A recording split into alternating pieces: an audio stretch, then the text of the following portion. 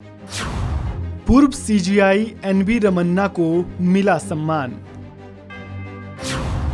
Justice B R Krishna Iyer पुरस्कार से हुए सम्मानित। अदालतों की कार्यप्रणाली पर क्या बोले पूर्व सीजीआई।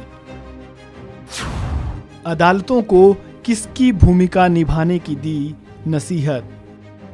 भारत के पूर्व प्रधान न्यायाधीश एनवी रमन्ना को कैपिटल फाउंडेशन सोसाइटी ने जस्टिस बीआर कृष्ण अय्यर पुरस्कार से सम्मानित किया।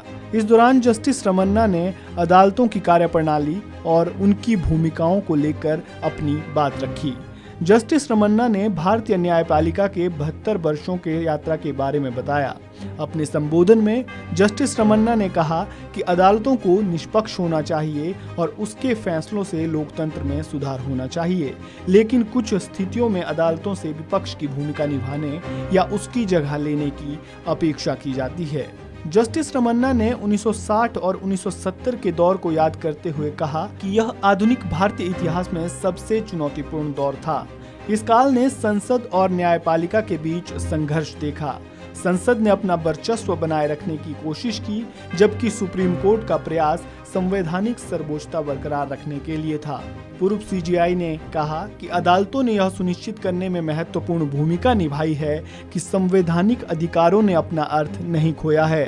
उन्होंने कहा कि अदालतों ने इस विचार को सुदृढ़ किया है कि न्याय समुदाय के कल्याण के साथ व्यक्तिगत जरूरतों को संतुलित करने की मांग करता है, जिसके परिणाम स्वरूप देश लिखित संविधान द्वारा शासित सबसे बड़े लोकतंत्र के रूप में फल फूल रहा है। जस्टिस रमन्ना ने आगे कहा कि एक संस्था के रूप में न्यायपालिका को किसी एक राय के आधार पर नहीं आंका जा सकता है। इसी तरह देश एक ऐसे संवैधानिक निकाय की उम्मीद नहीं कर सकता जिसमें हमेशा एक ही स्वर में बोलने वाले 30 से अधिक स्वतंत्र संवैधानिक प्राधिकरण शामिल हो।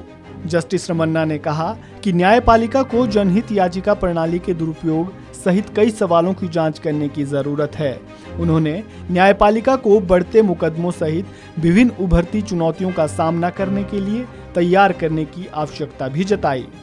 देश की मौजूदा हालातों पर बात करते हुए पूर्व सीजीआई ने कहा कि आज का भारत दोहरी वास्तविकताओं को दिखाता है।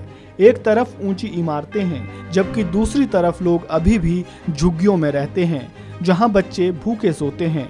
जब हम अंतरिक्ष, चांद और मंगल पर जाने का लक्ष्य बना रहे हैं, तब हमें यह नहीं भूलना चाहिए कि हमारे छोटे छोटे सितारे यानी बच्चे गलियों, झुग्गियों, बस्तियों और गांवों में संघर्ष कर रहे हैं।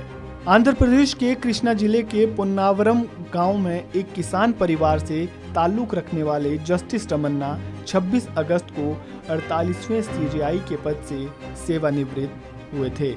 इस खबर में फिलहाल इतना ही। ताज़ा अपडेट्स के लिए बने रहें वन इंडिया हिंदी के साथ।